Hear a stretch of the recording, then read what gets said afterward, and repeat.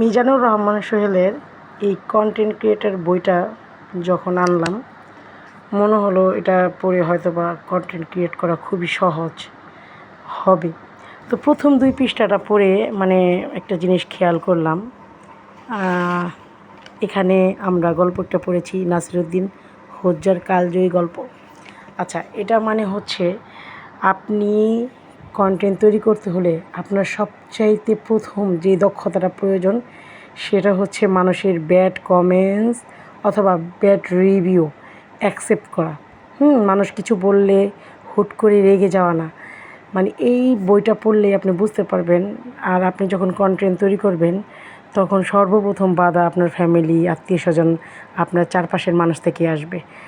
তো নাসিরুদ্দিন হোজ্জার কাহিনীটা সংক্ষেপে আমি একটু বলি।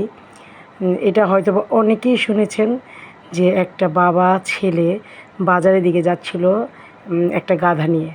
প্রথমে বাবা ছেলে যখন গাধায় বসলো তখন মানুষ কিন্তু দেখে বলতেছে কি পাষণ্ড মানুষ, 2 জন মানুষ এক গাধার উপরে চড়ে বসেছে। যখন নাসিরুদ্দিন হোজ্জা নেমে গেল সে তার ছেলেকে গাধার উপর বসিয়ে নিয়ে যাচ্ছিল, তখন বলল কেমন ছেলে, তার বাবা হেঁটে যাচ্ছে আর সে ঘোড়ায় বসে আরামে যাচ্ছে। যখন ছেলে নেমে বাবা বসলো তখন আবার কিছু মানুষ বলে বসলো কেমন বাবা নিজের ছেলেকে হাঁটিয়ে নিয়ে যাচ্ছে, নিজে গাধায় চড়ে বসেছে। তো একটা সময় আবার তারা দুজনেই হেঁটে যাচ্ছিল। কিছু সংখ্যক মানুষ এসে আবার বলল কেমন বোকা মানুষ, গাধা থাকতে দুজনেই হেঁটে হেঁটে যাচ্ছে। তার কি একটা যে কোনো কাজেরই 4টা পার্ট থাকবে, 4টা পার্ট 4 অ্যাঙ্গেল থেকে দেখা যাবে। আপনি যেটা করতেছেন সেটা আপনার কাছে ভালো হলেও বা ভালো মনে হলেও আপনার সামনে যে সে সেটাকে হয়তো বা 1 অ্যাঙ্গেলে দেখছে, ডান পাশে 1 অ্যাঙ্গেল, বাম পাশে 1 অ্যাঙ্গেল, পিছনের সাইডে আরেক অ্যাঙ্গেল। কিছু কিছু মানুষ ব্যাড কমেন্টস, ব্যাড রিভিউ দেওয়ার জন্য আপনার কাছে আপনার সামনে সবসময় প্রস্তুত থাকবে। তো সেটা যদি অ্যাকসেপ্ট করতে পারেন তাহলেই আপনি কন্টেন্ট ক্রিয়েট করতে আসবেন।